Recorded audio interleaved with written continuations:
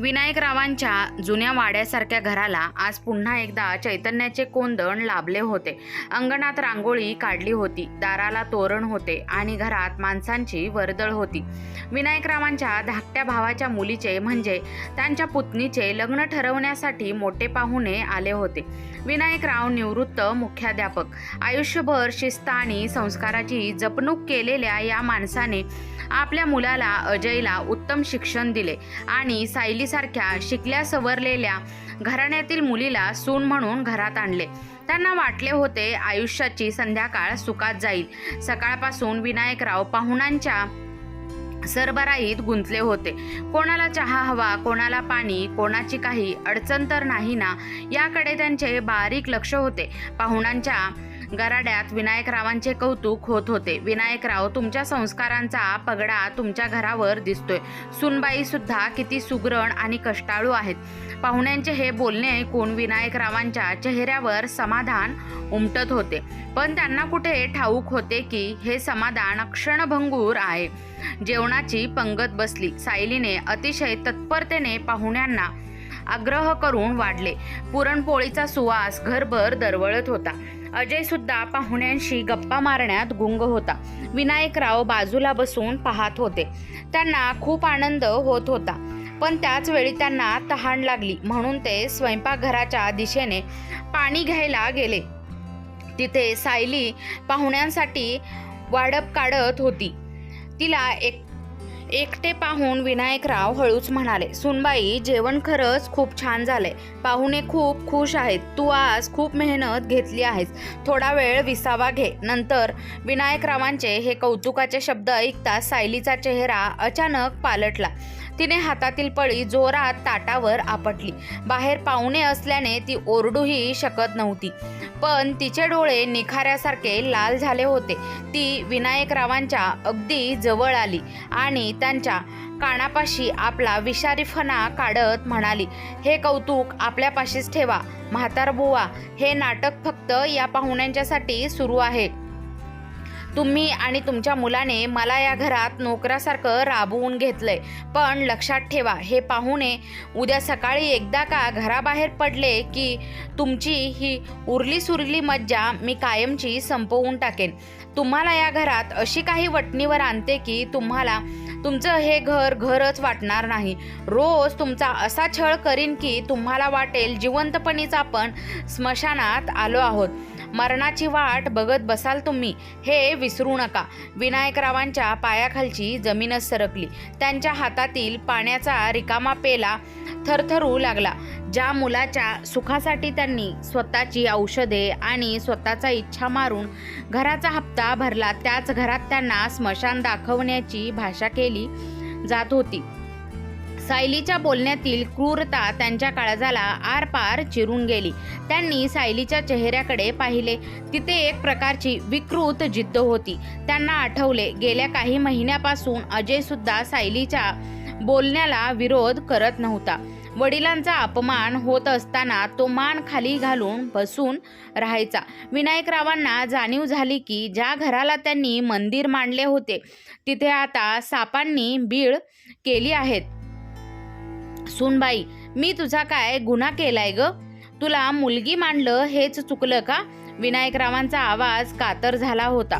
मुलगी? सायलीने तिरस्काराने हसली. मुलगी मांडलं असतं तर ही संपत्ती आधीच माझ्या नावावर केली असती, पण तुम्ही तर फक्त सत्तेच्या चाव्या हातात धरून बसलात.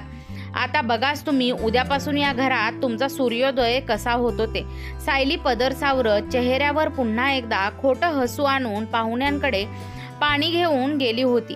विनायकराव तिथेच अंधाऱ्या कोपऱ्यात उभे राहिले. बाहेर पाहुण्यांच्या हसण्याचे आवाज येत होते, पण विनायकरावांना मात्र स्वतःच्याच घरात स्मशानातील शांतता जाणवू लागली होती. पण त्याच क्षणी त्यांच्यातील शिक्षकाने आणि एका स्वाभिमानी बापाने उचल खाल्ली. त्यांनी डोळ्यातील पाणी पुसले. जर सुनेने हे घर स्मशान करण्याचे ठरवले असेल तर या स्मशानाचा महाकाल कोण असेल हे दाखवून देण्याची जिद्द त्यांच्या मनात निर्माण झाली. त्यांनी मनोमने एक निश्चय केला की शांतपणे आपल्या खोलीकडे वळले. दुसऱ्या दिवशी सकाळ झाली. पाहुणे जायची तयारी करू लागले. पाहुण्यांना निरोप देताना सायलीच्या चेहऱ्यावरचा तो आदर्श सुनेचा मुखवटा अजूनही कायम होता. ती पाहुण्यांच्या पाया पडत होती, त्यांच्या प्रवासासाठी डबे भरून देत होती. पाहुणे कौतुकाने थकत नव्हते. अजय, खूप सुलक्षणी बायको मिळाली आहे तुला. विनायकरावांच्या पुण्याचा भाग आहे हा. अजय फक्त मान डोलावून हसत होता. विनायकराव मात्र दुरून हे सर्व पाहत होते. त्यांच्या कानात अजूनही सायलीचे ते स्मशान शब्दांचे विषारी पडसाद उमटत होते. दुपारी 12च्या सुमारास पाहुण्यांची गाडी गेट बाहेर गेली आणि घराचा दरवाजा बंद झाला. जसा दरवाजा बंद झाला तसा सायलीचा चेहरा क्षणात बदलला. घराच्या वातावरणातील ती कृत्रिम गोडी एकाएकी संपली आणि तिथे एक भयानक शांतता पसरली. विनायकराव हॉलमध्ये सोफ्यावर बसले होते. सायली स्वयंपाकघरातून बाहेर आली. तिच्या हातात पाहुण्यांनी उरलेली शिळी चपाती आणि पाण्याचे भांडे होते. तिने ते भांडे विनायकरावांच्या समोर टिपॉयवर जोरात आपटले. पाहुणे गेले, आता नाटक संपलं. म्हाताऱ्या, उठ आणि हे निमूटपणे खाऊन घे. आता या घरात तुला गरम पोळ्या आणि साजूक तूप मिळणार नाही. हे घर आता माझ्या नियमांनी चालेल, सायली फणसाऱ्याने म्हणाली. विनायकरावांनी शांतपणे तिच्याकडे पाहिले आणि विचारले, सुनबाई, अजय कुठे आहे? त्याला विचारलं का तू हे? सायली जोरात हसली. अजय तो माझ्या मुठीत आहे. त्याला मी आधीच सांगितलंय की तुमचे नखरे आता सहन होणार नाहीत. तो बिचारा आपल्या खोलीत लपून बसलाय. तुमच्यासाठी बोलायची त्याची हिंमत नाही. आणि वटणीवर येण्याची गोष्ट केली होती ना मी, तर पहिली पायरी हीच आहे की आजपासून तुमची रवानगी त्या मागच्या अंधाऱ्या खोलीत होईल. हॉलमध्ये बसून मालक असल्यासारखं मिरवायचं नाही. विनायकरावांच्या काळजात चर्र झालं. ज्या मुलाला त्यांनी कडेखांद्यावर खेळवलं, ज्याच्या एका रडण्याने विनायकराव रात्रभर जागे राहिले, तो आज आपल्या बापाचा अपमान होताना खोलीत लपून बसला होता. विनायकरावांना समजलं की आता शब्दांची लढाई संपली आहे. आता कृतीची वेळ आहे. त्यांनी ती शिळी चपाती खाल्ली नाही. ते शांतपणे उठले आणि आपल्या खोलीत गेले. सायली मागून ओरडत होती, खाणार नसाल तर उपाशी मरा, मला फरक पडत नाही. विनायकरावांनी कपाटातून आपली जुनी डायरी आणि काही महत्त्वाची कागदपत्रे काढली. त्यांनी पाहिले की त्यांच्या बँक खात्याचे पासबुक आणि घराची मूळ कागदपत्रे कपाटात सुरक्षित आहेत. सायलीला वाटत होतं की विनायकरावांनी सर्व काही अजयच्या नावावर केले, पण विनायकराव हे अनुभवी शिक्षक होते. त्यांनी भविष्याची तरतूद म्हणून काही गोष्टी राखून ठेवल्या होत्या. दुपारी विनायकराव कोणालाही न सांगता घराबाहेर पडले. सायलीला वाटलं म्हातारा कुठेतरी बागेत जाऊन रडत बसला असेल, पण विनायकराव थेट आपल्या जुन्या मित्राच्या श्रीयुत देशपांडे यांच्या वकिलांची ऑफिसमध्ये पोहोचले. विनायक, काय झालं? तुझा चेहरा असा का दिसतोय? देशपांडेंनी काळजीत विचारले. विनायकरावांनी सर्व हकीकत सांगितली. सायलीची धमकी, अजयचे मौन आणि घराचे स्मशान करण्याचा तिचा मानस हे ऐकून देशपांडे संतापले. हे बघ विनायक, तू तुझ्या हिश्श्याची सर्व संपत्ती आणि हे घर तुझ्या नावावर ठेवलेस, हे त्या दोघांना माहीत नाहीये का? विनायकराव शांतपणे म्हणाले. नाही, त्यांना वाटतंय की मी पॉवर ऑफ अटर्नी अजयला दिली आहे, पण मी आज एक मोठा निर्णय घेतला आहे. मला हे घर स्मशान होऊ द्यायचं नाही. मला एक असा कागद तयार करून हवा आहे जो पाहिल्यावर सायलीला स्वतःच्या अस्तित्वाची भीती वाटली पाहिजे. तिला वाटतंय की मी ती मला वटणीवर आणेन, पण तिला हे ठाऊक नाही आहे की ज्या जमिनीवर ती उभी आहे ती जमीनच तिची नाही आहे. 2 तास चर्चा झाली. काही कायदेशीर कागदपत्रांवर विनायकरावांनी स्वाक्षऱ्या केले. त्यांच्या डोळ्यात आता दुःख नव्हतं, तर एक ठाम निश्चय होता. संध्याकाळी जेव्हा विनायकराव घरी परतले तेव्हा सायली दारातच उभी होती. कुठे गेला होतास म्हाताऱ्या? परवानगी न घेता घराबाहेर पाऊल टाकायचं नाही असं सांगितलं होतं ना? विनायकरावांनी तिच्याकडे पाहिलं आणि फक्त एवढंच म्हणाले, सुनबाई, उद्या दुपारी 3 वाजता तुझ्या आयुष्यातला सर्वात मोठा पाहुणा येणार आहे. त्याच्या स्वागताची तयारी कर, कारण तो गेल्यावर तुला कळेल की खरं स्मशान कोणाचं होतंय. विनायकरावांच्या आवाजातील तो आत्मविश्वास पाहून सायली क्षणभर दचकली. तिच्या कपाळावर आठ्या आल्या. अजयने सुद्धा खिडकीतून हे ऐकलं होतं. विनायकराव शांतपणे आपल्या खोलीत गेले आणि देवापुढचा दिवा लावला. बाहेर काळोख दाटून आला होता, पण विनायकरावांच्या मनात न्यायाचा प्रकाश उजळू लागला होता. विनायकरावांनी दिलेला तो इशारा सायलीच्या मनात एखाद्या काट्यासारखा टोचत होता. उद्या दुपारी 3 वाजता मोठा पाहुणा येणार आहे. या वाक्याचा अर्थ तिला उमजत नव्हता. रात्री ती अस्वस्थ होती. अजयला तिने विचारले, तुझ्या बापाने काही नवीन डाव तरी टाकला नाही ना? पण अजय नेहमीप्रमाणे, मला काही माहीत नाही, तूच बघ काय ते, असे म्हणून कूस बदलून झोपला. दुसऱ्या दिवशी सकाळपासून सायलीने विनायकरावांना त्रास देण्याची परिसीमा गाठली. तिने सकाळी त्यांना चहा दिला नाही. हवेने पोट भरा, नाहीतरी त्या वकिलाकडे जाऊन चहा मागून या असे म्हणून ती हिडीसपणे हसली. विनायकराव शांत होते. त्यांना आपल्या खोलीतली देवाची पूजा केली. शांतपणे माळ जपली आणि पांढरा शुभ्र कुर्ता घालून हॉलमध्ये एका खुर्चीवर स्थिर बसले.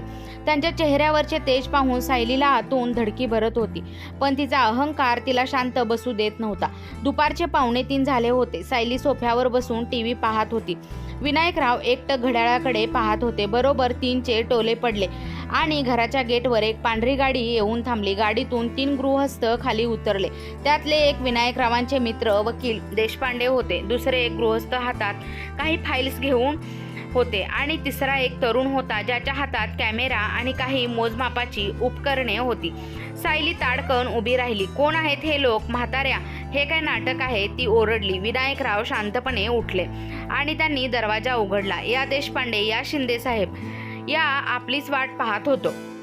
वकील देशपांडे यांनी सायलीकडे एक तुच्छ कटाक्ष टाकला आणि ते थेट हॉलमध्ये मुख्य टेबलावर बसले. सायलीने संतापाने विचारले, हे काय चाललंय? अजय, अजय बाहेर ये लवकर. अजय धावतच बाहेर आला. वकिलांना पाहून तोही गोंधळला. देशपांडे साहेबांनी आपली बॅग उचलली आणि एक जाडजूड कायदेशीर नोटीस बाहेर काढली.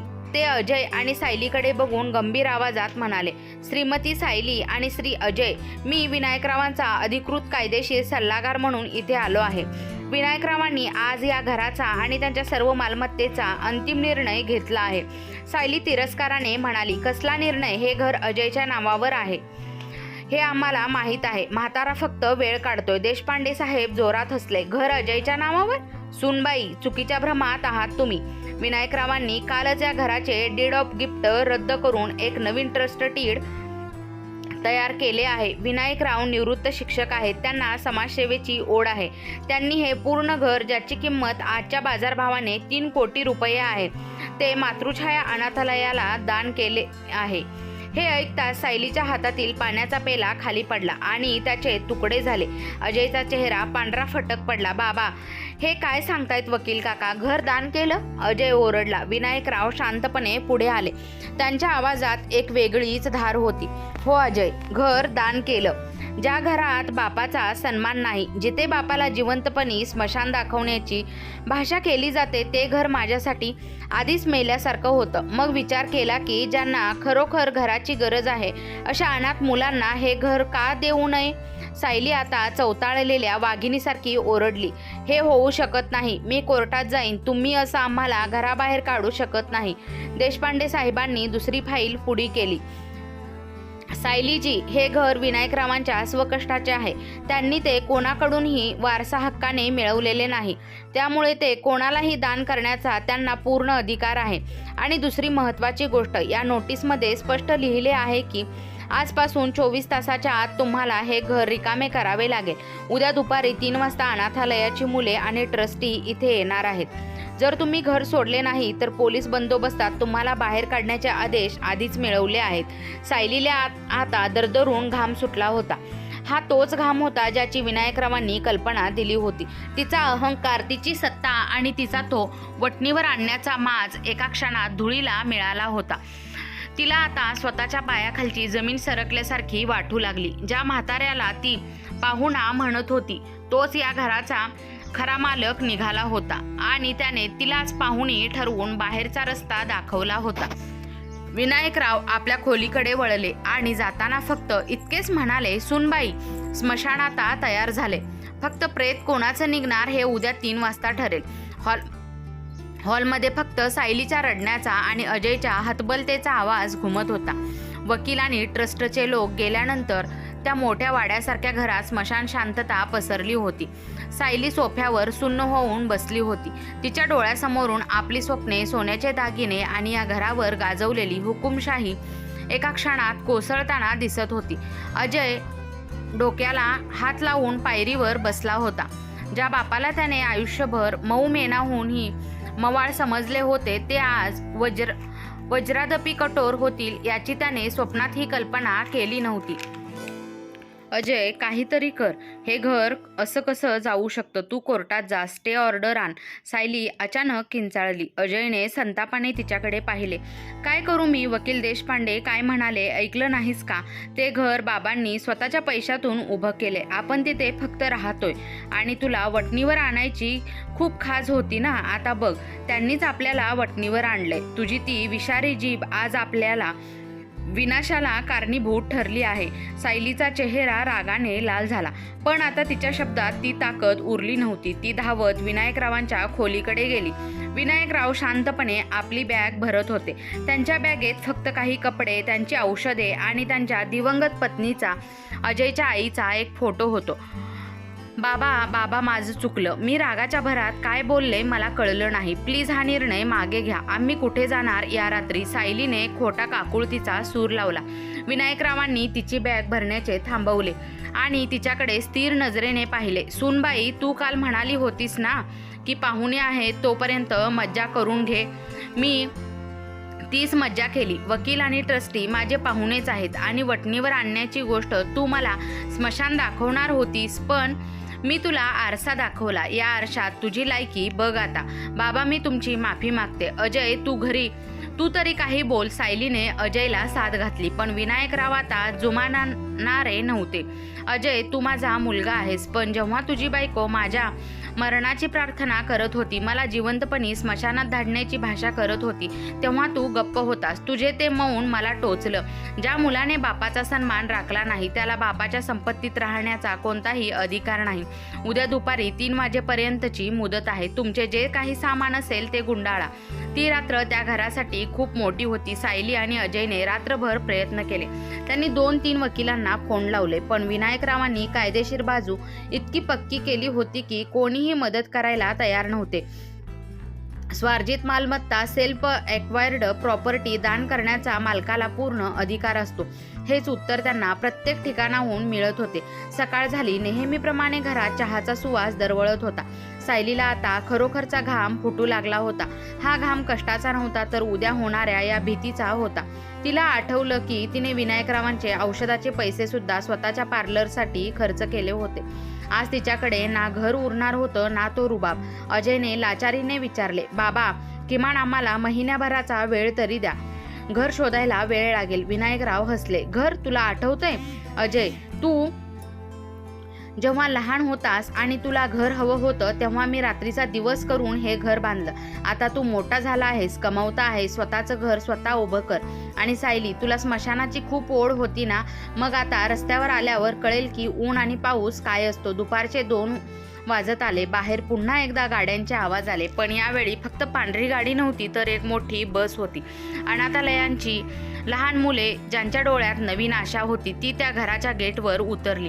विनायकरावांनी दरवाजा उघडला. मुलांच्या आजोबा आजोबा अशा हाकांनी घर दुमदमून गेले.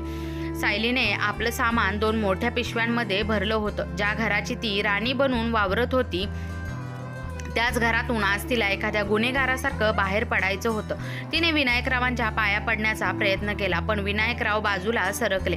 पाय पडू नकोस सुनबाई, कारण तुझ्या मनात पश्चाताप नाही तर फक्त हरल्याचा राग आहे. ज्या दिवशी तुला माणसाची किंमत कळेल त्या दिवशी तुला खरं घर मिळेल. अजय आणि सायली डोळ्यात पाणी आणून मान खाली घालून घराबाहेर पडले. गेटच्या बाहेर उभे राहून सायलीने मागे वळून पाहिले. विनायकराव त्या लहान मुलांना मिठाई वाटत होते. ज्या घराला सायलीने स्मशान बनवण्याची धमकी दिली होती तिथे आज लहान मुलांच्या हसण्याचे नंदनवन फुलले होते. बाहेर रस्त्यावर कडक ऊन होते, पण सायलीला मात्र थंडी वाजल्यासारखी अंगावर काटा आला होता. तिला आता जाणीव झाली होती की विनायकरावांनी तिला अशी काही वटणीवर आणलं होतं की ती जिवंत असूनही तिचं अस्तित्व मातीमोल झालं होतं. ज्या गेटमधून सायलीने कधी काळी सुवासीन म्हणून गृहप्रवेश केला होता त्याच गेटच्या बाहेर आज ती एका पराजितासारखी उभी होती. तिच्या हातात 2 मोठ्या पिशव्या होत्या आणि बाजूला तिचा पती अजय शून्यात नजर लावून उभा होता. मागे वळून पाहण्याची हिंमत त्याच्यात उरली नव्हती, कारण आतून येणारा अनाथ मुलांचा आनंदी गलका त्यांना त्यांच्या पापांची जाणीव करून देत होता. आता कुठे जायचं अजय? सायलीने थरथरत्या आवाजात विचारलं. तिच्या कपाळावर आता घाम नव्हता, तर भविष्यातील अंधाराची भीती होती.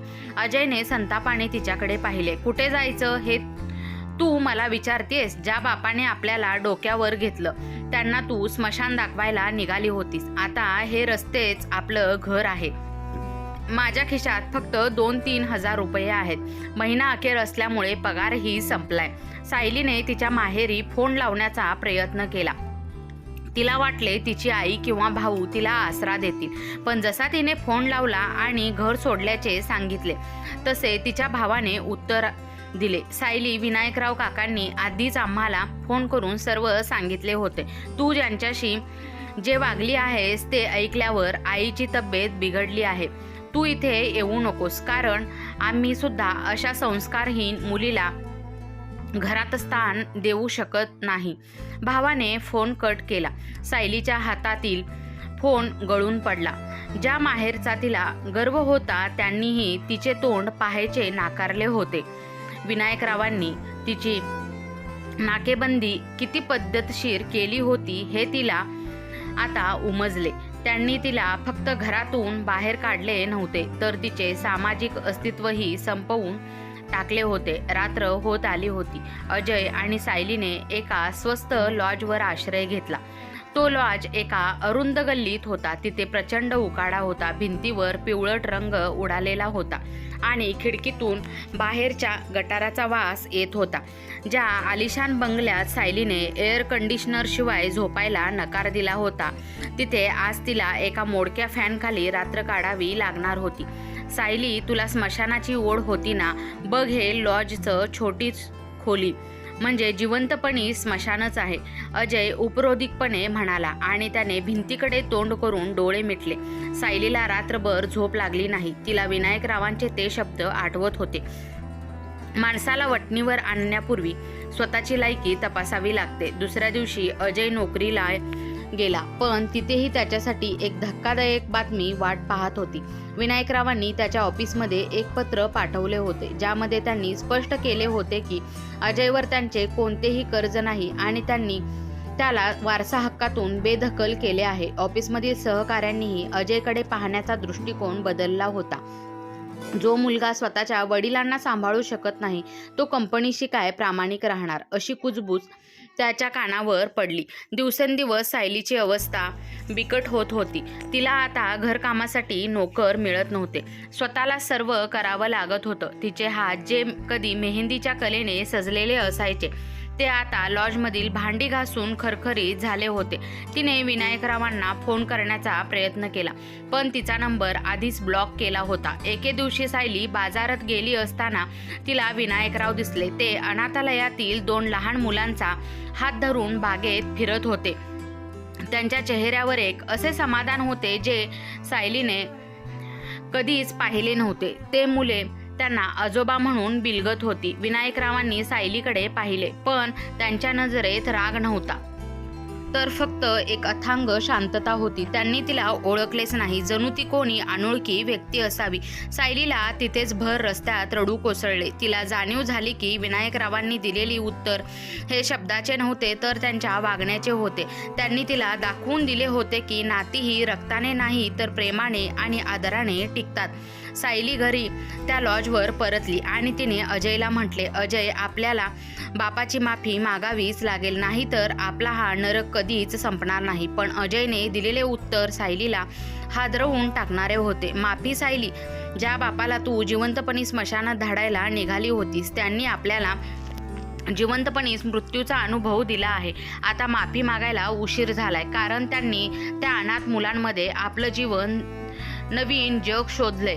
सायली त्या अंधाऱ्या खोलीत कोपऱ्यात बसून राहिली. तिला आता फुटलेला घाम हा भीतीचा नव्हता, तर तिच्या आयुष्यातील सर्वात मोठ्या चुकीच्या पश्चातापाचा होता. लॉजच्या त्या कोंदट खोलीत राहून आता 2 महिने उलटले होते. सायली आणि अजयचे आयुष्य पूर्णपणे बदलले होते. एकेकाळी पैशांची उधळपट्टी करणारी सायली आता 10-10 रुपयांसाठी हिशोब करत होती. पण नियतीला अजून काहीतरी वेगळे सिद्ध करायचे होते. एका दुपारी अजय ऑफिसहून घरी परतत असताना त्याचा भीषण अपघात झाला.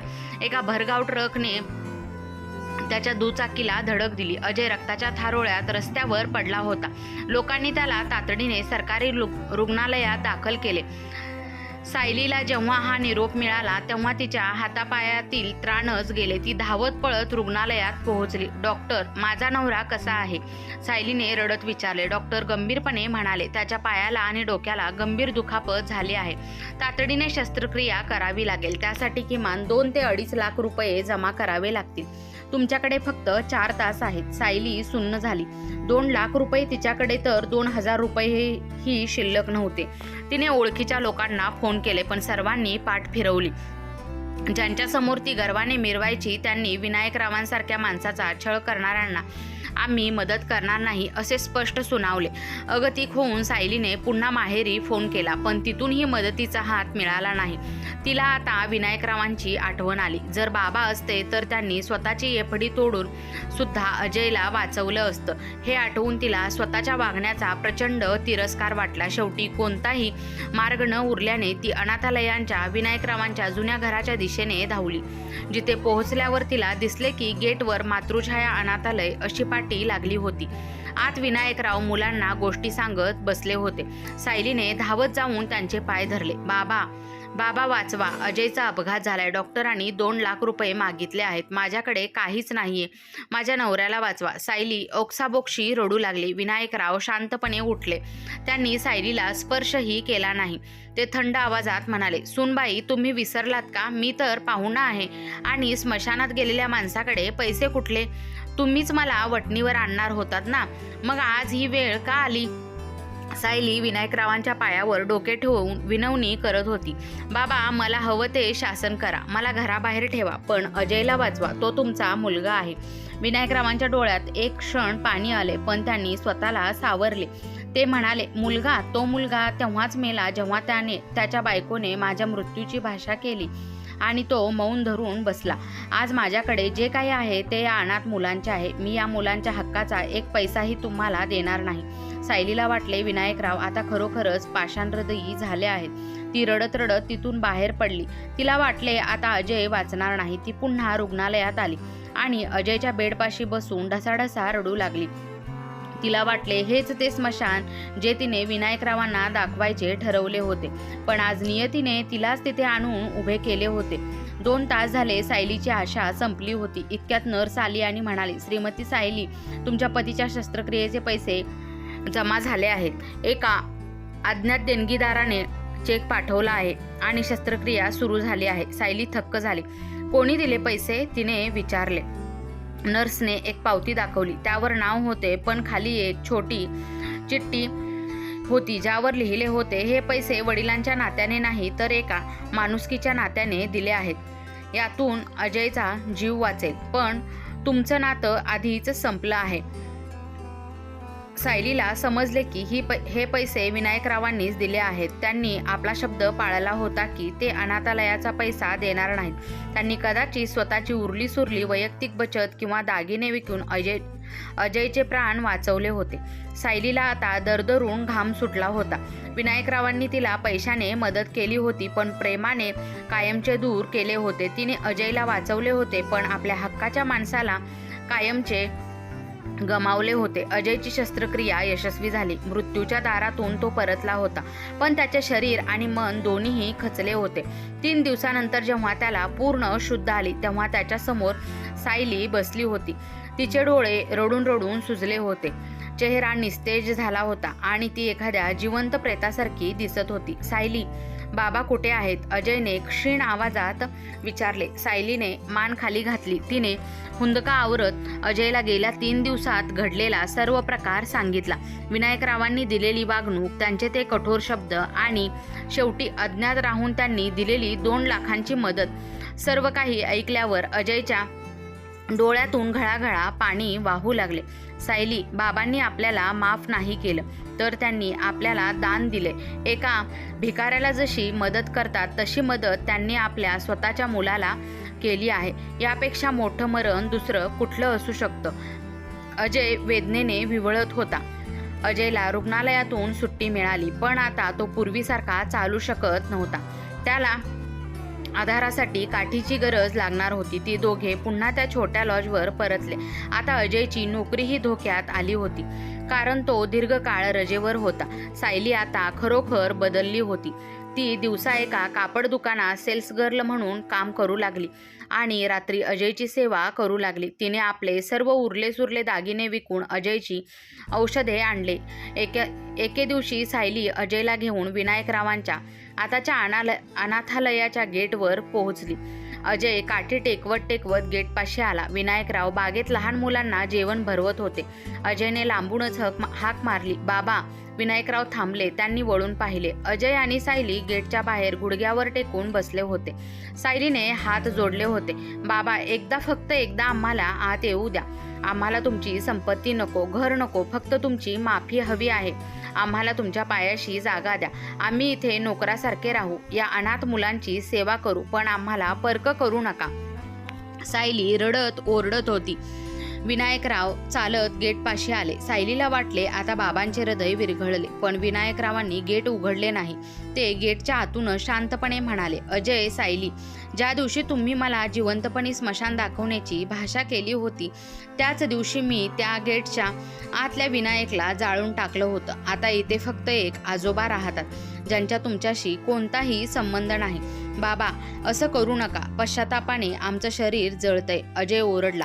विनायकराव म्हणाले, अजय, पश्चाताप हा गुन्ह्यासाठी असतो, पापासाठी नाही. तुम्ही जे केलं ते पाप होतं. मी तुम्हाला 2 लाख रुपये दिले कारण मला माझ्या मुलाच्या मृतदेहावर अंत्यसंस्कार करण्याचं पाप माथ्यावर घ्यायचं नव्हतं.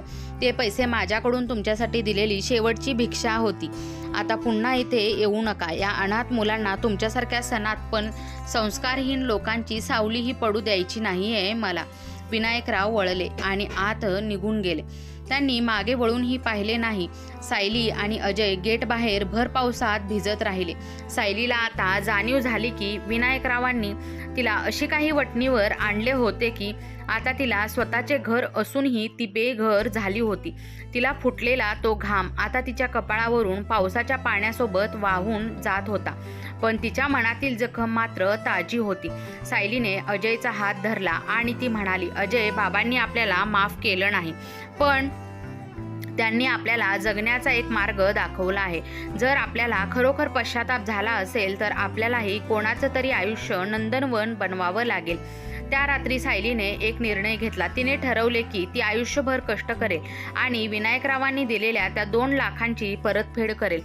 जरी बाबांनी ते पैसे परत घेण्यास नकार दिला असला तरी. विनायकरावांनी गेटवरून परतून लावल्यानंतर सायली आणि अजयच्या आयुष्यात एक मोठी शांतता पसरली होती.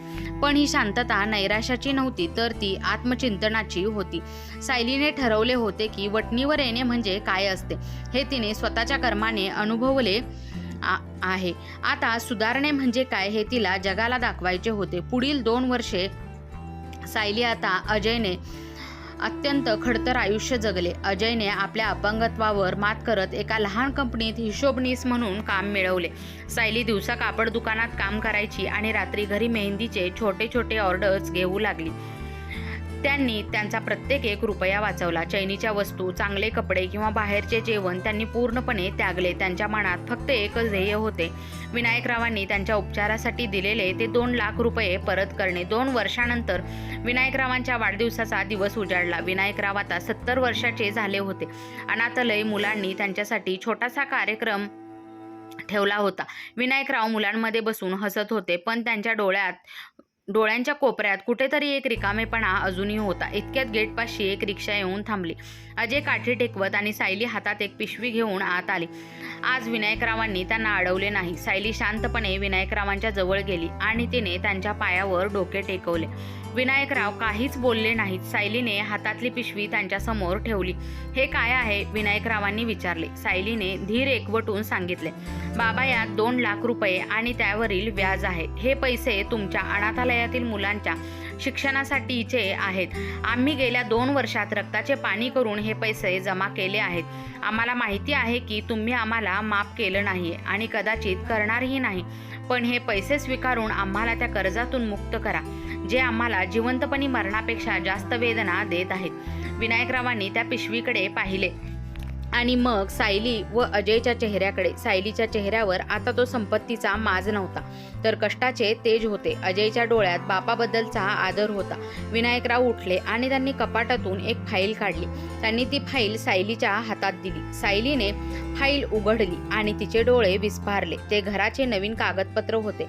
विनायकराव जड आवाजात म्हणाले, सायली, ज्या दिवशी मी तुम्हा दोघांना बाहेर काढलं त्याच दिवशी मी हे नवीन मृत्यूपत्र तयार केलं होतं. यात लिहिलं होतं की जर 2 वर्षात तुम्ही सुधारला नाही तर हे घर पूर्णपणे ट्रस्टचं राहील. पण जर तुम्ही तुमच्या कष्टाने माझ्या पैशाची परतफेड करायला आला तर या घराचा एक भाग, मागची खोली आणि अंगण तुम्हाला राहण्यासाठी मिळेल, पण मालकी हक्क ट्रस्टचाच राहील. विनायकरावांनी सायलीच्या डोक्यावर हात ठेवला. सुनबाई, तू म्हणाली होतीस ना की मला जिवंतपणे स्मशानात धाडशील, पण बघ तूच मला आज पुन्हा जिवंत केलंस. ज्या दिवशी तू माझा अहंकार सोडलास तुझा, त्याच दिवशी तू या घराची सून म्हणून पुन्हा जन्माला आलीस. सायलीला आता घाम फुटला होता, पण हा घाम भीतीचा किंवा पश्चातापाचा नव्हता, तर तो श्रमाच्या आणि समाधानाचा घाम होता. तिने विनायकरावांचे हात हातात घेतले आणि रडत म्हणाली, बाबा, स्मशान घरात नसतं तर ते आपल्या मनात असतं. आज माझ्या मनातील ते स्मशान जळून खाक झाले आणि तिथे प्रेमाची बाग फुलली आहे. अजय, सायली आणि विनायकराव एकत्र अनाथ मुलांमध्ये बसून जेवले. ज्या घराला सायलीने नरक बनवण्याची धमकी दिली होती त्याच घराला तिने आपल्या कष्टाने आणि प्रेमाने पुन्हा एकदा नंदनवन बनवले होते. शब्दाचे वार तलवारीपेक्षा जास्त खोल जखम करतात, पण प्रामाणिक पश्चाताप आणि कष्ट कोणत्याही जखमेवर फुंकर घालू शकतात. कर्म हे फिरून परत येतेच, म्हणून नेहमी पेरताना प्रेमाचेच बीज पेरावे. मित्र आणि मैत्रिणींनो, तुम्हाला आजची कथा आवडली असल्यास चॅनलला लाईक, शेअर, सबस्क्राईब नक्की करा. कथा पूर्ण ऐकल्याबद्दल, वाचल्याबद्दल तुम्हा सर्वांचे मनपूर्वक धन्यवाद. जर कोणी चॅनलवर नवीन आला असेल तर बेल नोटिफिकेशन नक्की दाबा. येणारा प्रत्येक व्हिडिओ सर्वात आधी तुम्हाला पाहायला मिळेल.